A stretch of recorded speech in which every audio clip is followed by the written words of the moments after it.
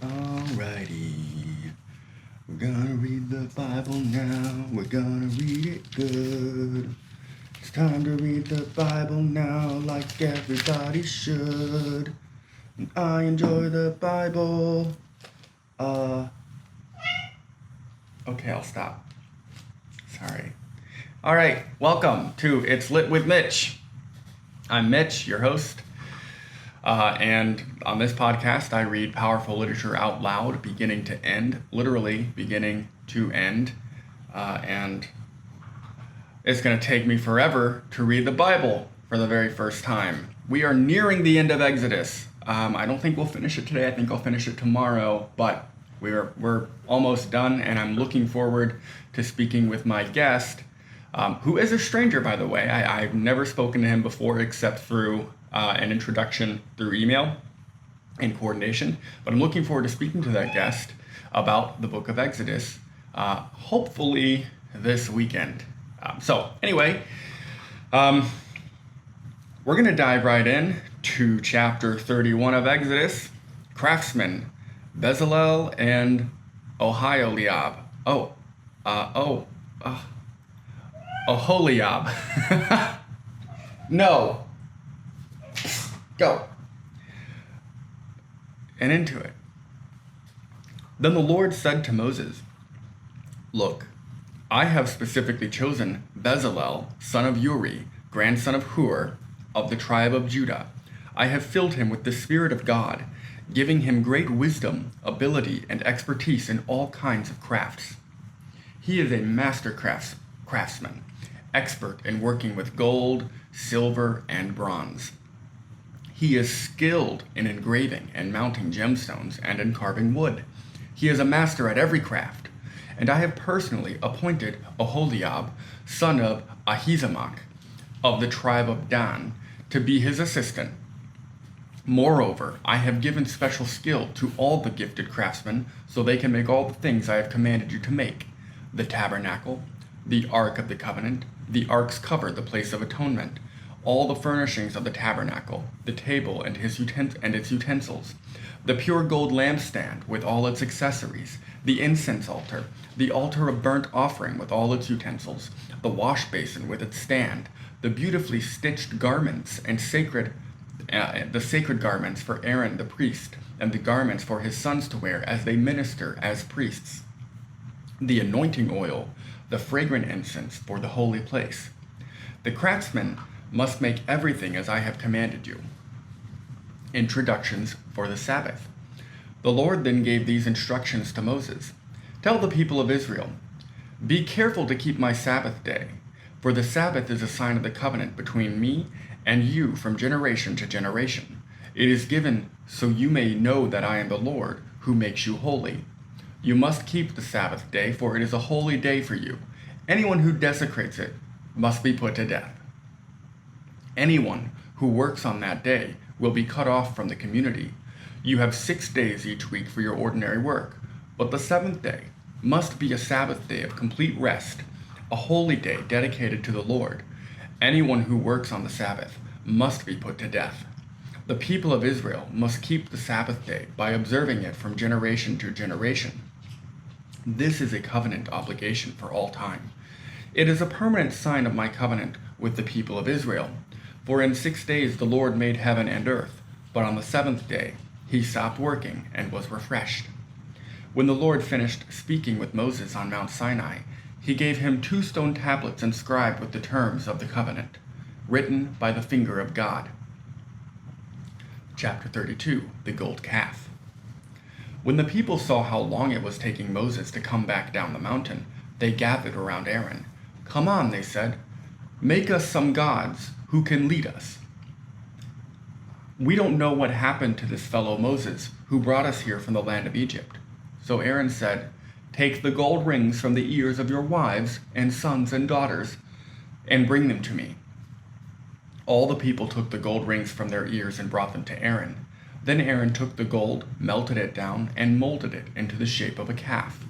When the people saw it, they exclaimed, "O Israel, these are the gods who brought you out of the land of Egypt." or maybe the emphasis is on, these are the gods who brought you out of the land of Egypt. Aaron saw how excited the people were, so he built an altar in front of the calf. Then he announced, "Tomorrow will be a festival to the Lord." The people got up early the next morning to sacrifice burnt offerings and peace offerings. The Lord told Moses, "Quick, go down the mountain. Your people, whom you brought from the land of Egypt, have corrupted themselves. How quickly they have turned away from the way I commanded them to live. They have melted down gold and made a calf, and they have bowed down and sacrificed to it. They are saying, 'These are your gods, O Israel, who brought you out of the land of Egypt.'" Then the Lord said, "I have seen how stubborn and rebellious these people are. Now leave me alone so my fierce anger can blaze against them, and I will destroy them. Then I will make you, Moses, into a great nation." But Moses tried to pacify the Lord his God. "O Lord," he said, "why are you so angry with your own people, whom you brought from the land of Egypt with such great power and such a strong hand? Why let the Egyptians say, 'Their God rescued them with the evil intention of slaughtering them in the mountains and wiping them from the face of the earth?' Turn away from your fierce anger. Change your mind about this terrible disaster you have threatened against your people. Remember your servants Abraham, Isaac, and Jacob. You bound yourself with an oath to them, saying, 'I will make your descendants as numerous as the stars of heaven, and I will give them all of this land that I have promised to your descendants, and they will possess it forever.'" So the Lord changed his mind about the terrible disaster he had threatened to bring on his people. That, again, with the negotiation, but also the indication that, and the Lord was upfront with that and said, "I am a jealous God," and even a little petty, right? And I suppose the Lord did create us each in his own image. But with just a little bit of reason and, a case being presented, the Lord changed his mind about the terrible disaster. So then Moses turned and went down the mountain. He held in his hands the 2 stone tablets inscribed with the terms of the covenant. They were inscribed on both sides, front to back. These tablets were God's words, were God's work. The words on them were written by God himself. When Joshua heard the boisterous noise of the people shouting below them, he exclaimed to Moses, "It sounds like war in the camp." But Moses replied, "No, it's not a shout of victory nor the wailing of defeat. I hear the sound of celebration." When they came near the camp, Moses saw the calf and the dancing, and he burned with anger. He threw the stone tablets on the ground, smashing them at the foot of the mountain. He took the calf they had made and burned it. Then he ground it into powder, threw it into the water, and forced the people to drink it. Finally, he turned to Aaron and demanded, "What did these people do to make you bring such a terrible sin upon them?" "Don't get upset, my lord," Aaron replied. "You yourself know how evil these people are. They said to me, 'Make us gods who will lead us.' We don't know what happened to this fellow Moses who brought us here from the land of Egypt. So I told them, 'Whoever has gold jewelry, take it off.' When they brought it to me, I simply threw it into the fire, and out came the calf." Moses saw that Aaron had let the people get completely out of control, much to the amusement of their enemies.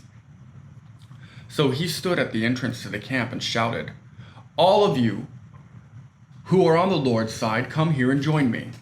And all the Levites gathered around him.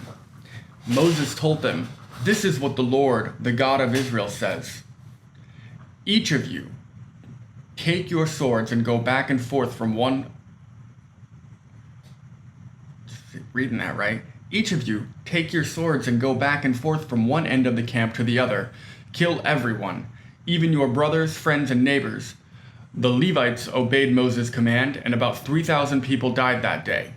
Then Moses told the Levites, "Today you have ordained yourselves for the service of the Lord, for you obeyed him, even though it meant killing your own sons and brothers. Today you have earned a blessing." I just feel like something happened so fast there. I must have missed something.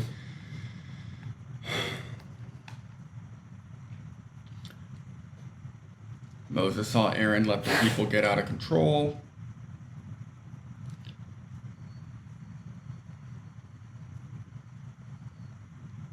He says, everybody who's on the Lord's side, come and join me. Okay, so my interpretation is the Levites gathered around him, and then Moses instructed them that the Lord was instructing them to take their swords and slaughter everybody, brothers, friends, or neighbors, who basically didn't join them. And then Moses is saying, you now ordained yourselves. So they did kill people, right? They actually killed 3,000 of the Israelites. Got it. That's disturbing. I'm going to talk about that with the guy. Moses intercedes for Israel. The next day Moses said to the people, you have committed a terrible sin, but I will go back up to the Lord on the mountain. Perhaps I will be able to obtain forgiveness for your sin. So Moses returned to the Lord and said, oh, what a terrible sin these people have committed. They have made gods of gold for themselves. But now, if you will only forgive their sin, but if not, erase my name from the record you have written. But the Lord replied to Moses, no, I will erase the name of everyone who has sinned against me. Now go, lead the people to the place I told you about. Look, my angel will lead the way before you, and when I come to call the people to account, I will certainly hold them responsible for their sins.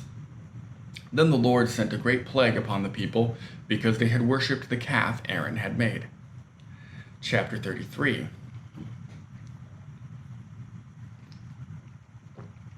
The Lord said to Moses, get going, you and the people you brought up from the land of Egypt. Go up to the land I swore to give to Abraham, Isaac, and Jacob. I told them, I will give this land to your descendants, and I will send an angel before you to drive out the Canaanites, Amorites, Hittites, Perizzites, Hivites, and Jebusites.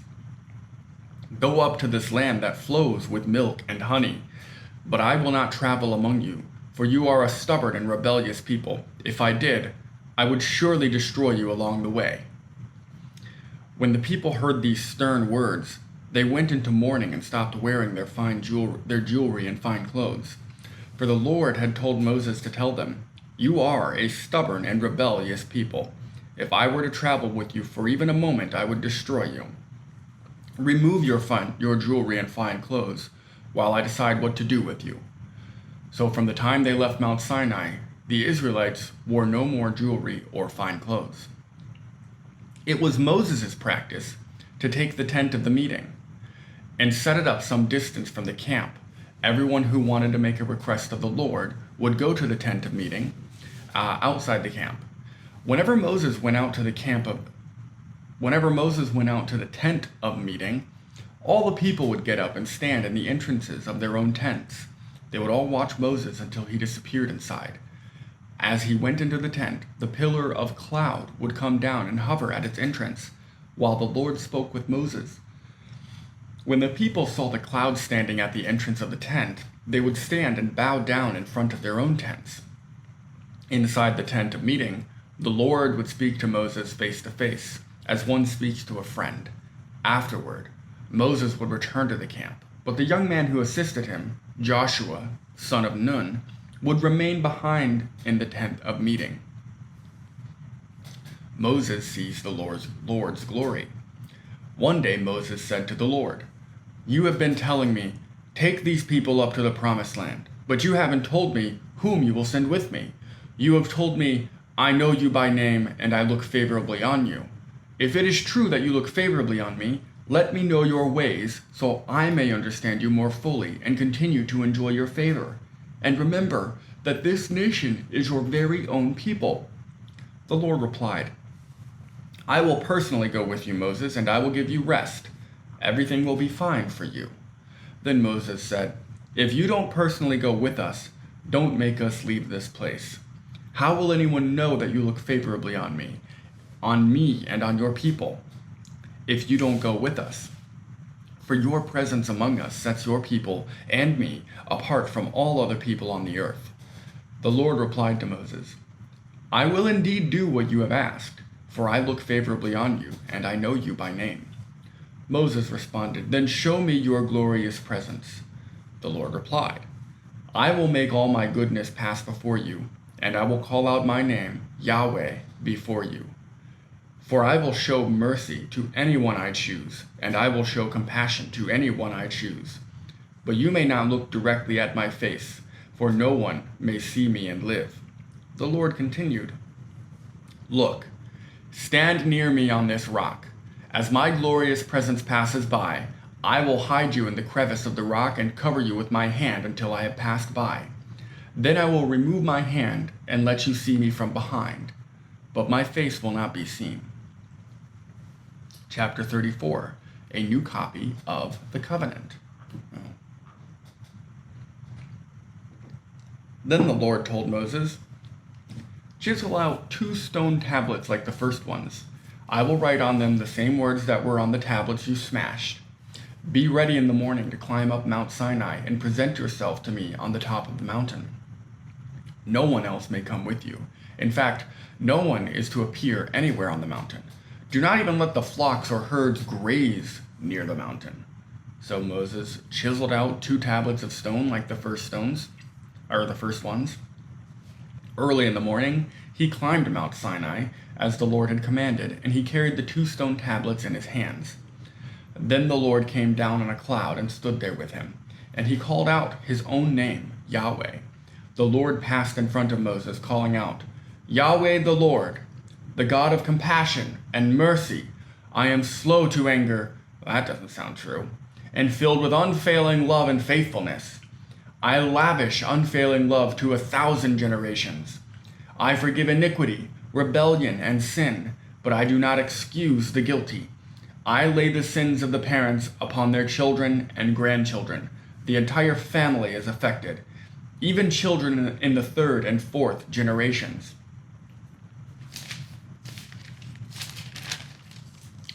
Moses immediately threw himself to the ground and worshipped, and he said, "O Lord, if it is true that I have found favor with you, then please travel with us. Yes, this is a stubborn and rebellious people, but please forgive our iniquity and our sins. Claim us up as your own special possession." The Lord replied, "Listen, I am making a covenant with you in the presence of all your people. I will perform miracles that have never been performed anywhere in all the earth or in any nation, and all the people around you will see the power of the Lord, the awesome power I will display for you. But listen carefully to everything I command you today. Then I will go ahead of you and drive out the Amorites, Canaanites, Hittites, Perizzites, Hivites, and Jebusites. Be very careful never to make a treaty with the people who live in the land where you are going. If you do, you will follow their evil ways and be trapped. Instead, you must break down their pagan altars, smash their sacred pillars, and cut down their Asherah poles, something like that. You must worship no other gods, for the Lord, whose very name is jealous, is a God who is jealous about his relationship with you." Oh, we gotta mark that. All that stuff we gotta talk about whenever the time comes. The Lord is forthcoming with his own faults, and it seems a little bizarre because he's forthcoming with it. That's okay, but it seems a little bizarre that the Lord himself would have faults. But if I step outside of, I know a lot of my listeners obviously are Christians. Actually, it seems like Christians like my podcast so much. It seems like Christians like it much more than atheists do so far. But if I step outside of thinking about reading the Bible as a literal God and think of it more as stories and a belief system that is useful for getting people to cooperate with one another and progress a civilization forward or society forward, if I were going to be designing something like this, I would make the supreme being very human. with all the faults that a human would have, because these are all things that humans have to learn how to cope with. The thing that I'm learning most about, and it's not the first time this has ever occurred to me, but it is actually something I was hoping to get out of this, is that, oh Jesus, people are just the same as they've always been, right? We've got all this technology, we've got, all this wealth, all of this material good in our lives, abundance in our lives, but damn it, aren't we just the exact same as these people that they're writing about here? There's not a difference between us, is there? But anyway, he says, I'm the Lord whose name is jealous, and I'm a God who is jealous about his relationship with you. Jealousy is one of the, emotions, I would call it. It's one of the factors of a tremendous amount of bad and evil in the world, right? Not a lot of good comes out of jealousy, though it can. So, anyway, I went off on a tangent there, but it was something that occurred to me, and I'm excited to talk more about Exodus with another mind soon. Continuing. You must not make a treaty of any kind with the people living in the land. They lust after their gods, offering sacrifices to them.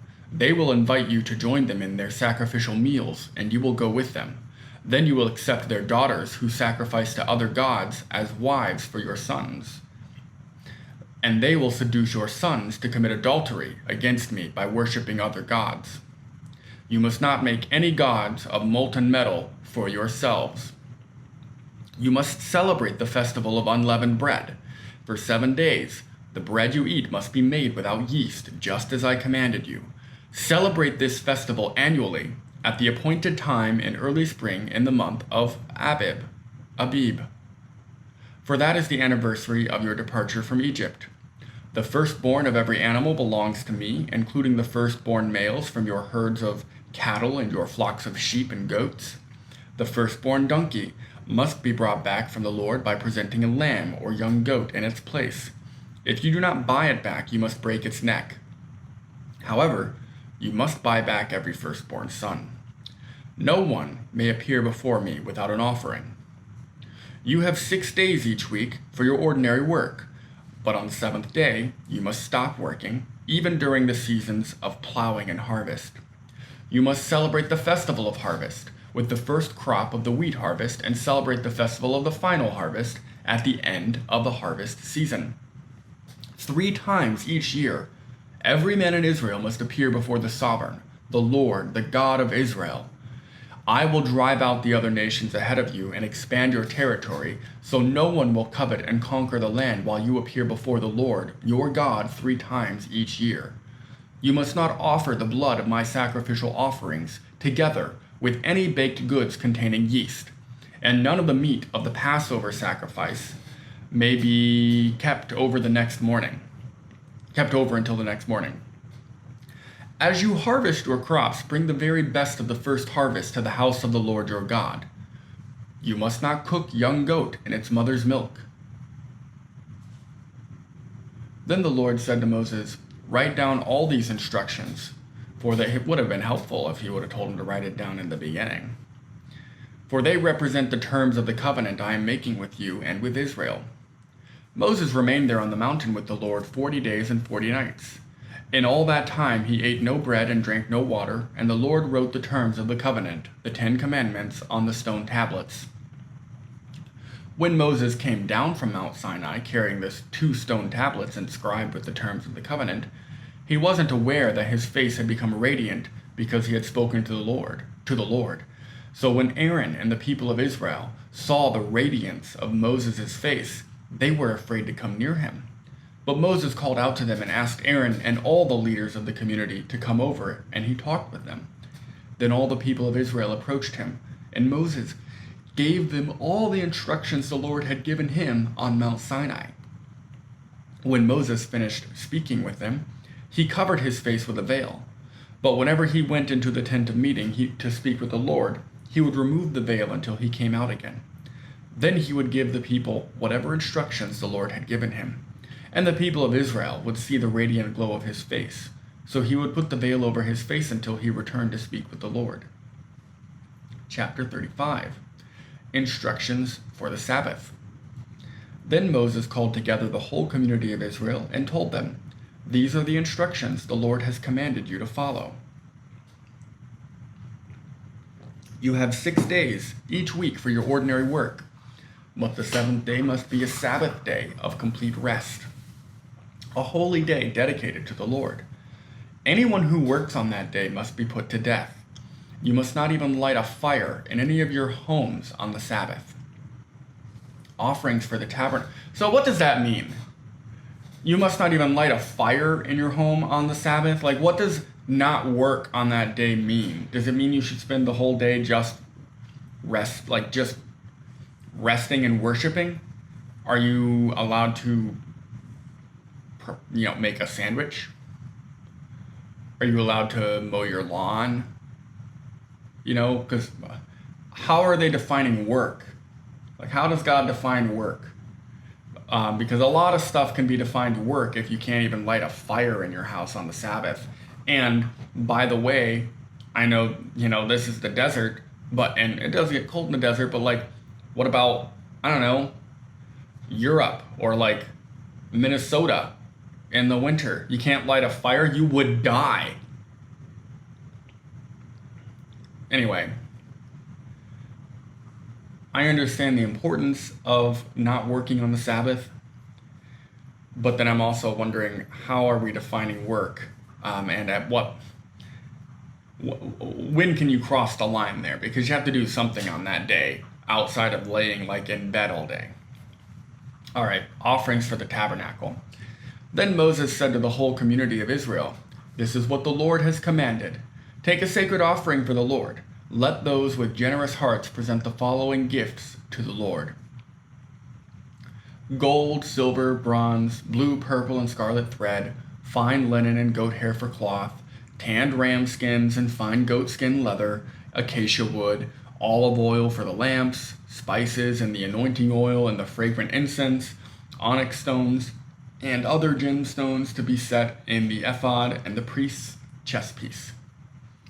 Come, all of you who are gifted craftsmen, construct everything that the Lord has commanded: the tabernacle and its sacred tent, its covering, clasps, frames, crossbars, posts, and bases, the ark and its carrying poles, the ark's cover, the place of atonement, the inner curtain to the ark, to shield the ark, the table, its carrying poles, and all its utensils, the bread of the presence, the light, the lampstand, its accessories, the lamp cups, the olive oil, the incense altar and its carrying poles, the anointing oil and fragrant incense, the curtain for the entrance of the tabernacle, the altar of the burnt offering, the bronze grating of the altar and its carrying poles and utensils, the wash basin with its stand, the curtains for the walls of the courtyard, the posts and their bases, the curtain for the entrance of the courtyard, the tent pegs of the tabernacle and courtyard and their ropes, the beautifully stitched garments for the priests to wear while ministering in the holy place,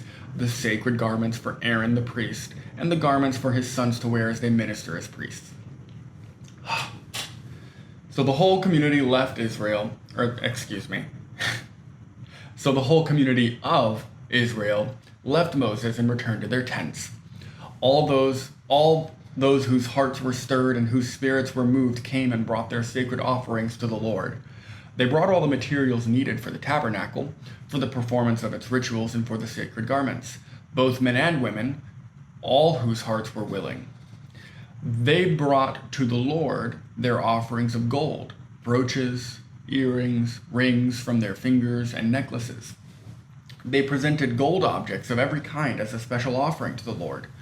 All those who owned the following items willingly brought them: blue and purple and scarlet thread, fine linen and goat hair for cloth, the tanned ram skins and fine goat skin leather, and all who had silver and bronze objects gave them as a sacred offering to the Lord. And those who had acacia wood brought it for use in the project.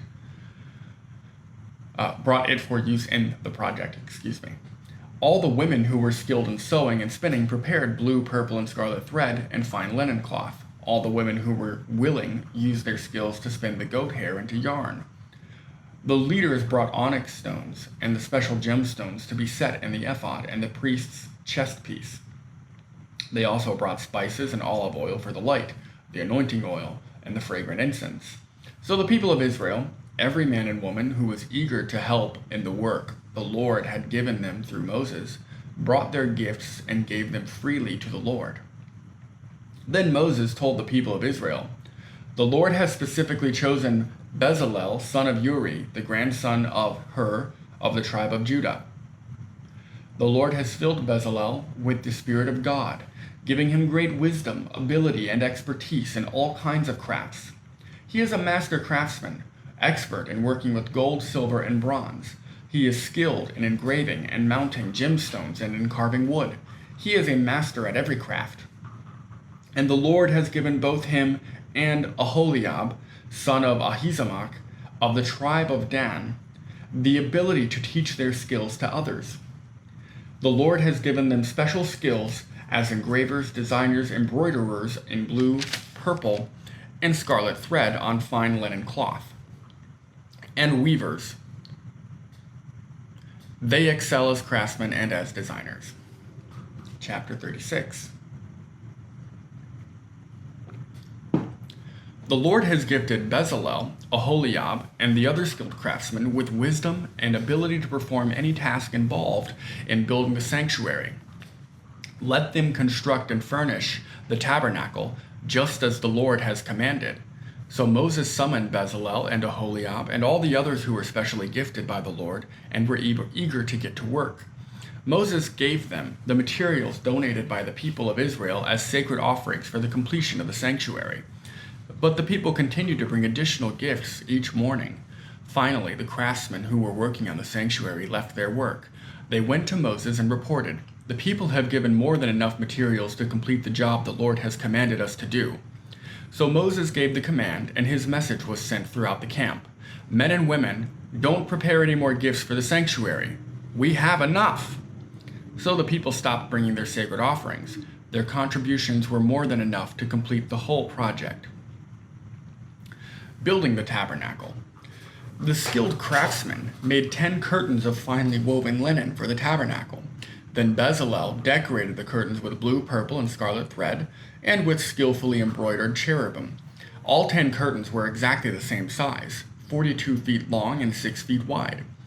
5 of these curtains were joined together to make one long curtain, and the other 5 were joined to make a second long curtain.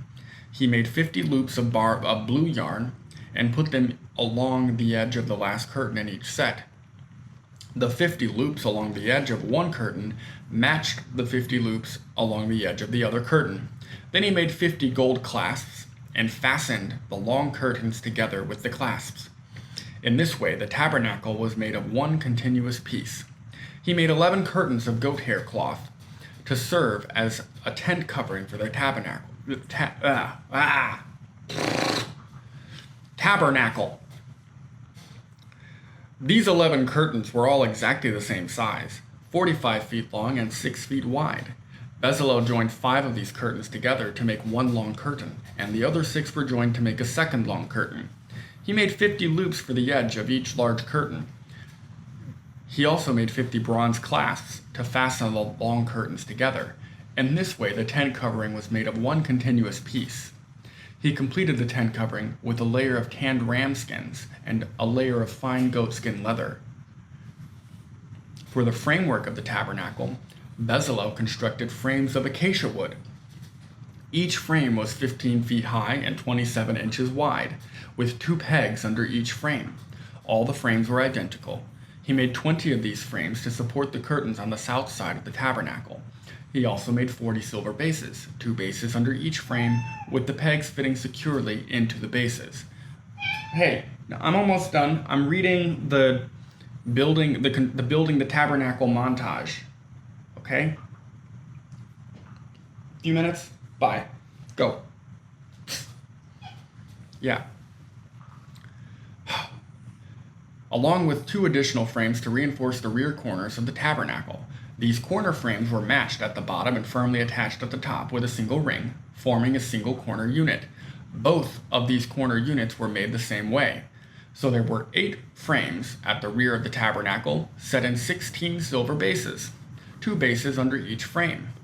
Then he made the crossbars of acacia wood to link the frames, 5 crossbars for the north side of the tabernacle and 5 for the south side.